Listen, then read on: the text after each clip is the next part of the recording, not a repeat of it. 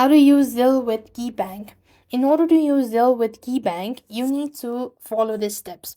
Open up your browser and type in keybank or key.com and log into your account. After you're logged into your account, you will be taken to the home page. So from the home page, you have to navigate to Send Money with Zelle or Bill Pay section. Next, you need to accept the terms and enter your regular email or use mobile number and verify with the one-time code as well. Then you need to choose an existing contact or add a new one with their email or US mobile number. After which you have to type in the amount you want to send, include an optional note for context as well. Then you could go ahead and review the details and send the money as well. And after receiving money, you could simply share your enrolled email or US phone number with the sender, and payment typically arrives in a minute. And that's how you'll be able to use Zelle with Keybank. I hope the video was helpful.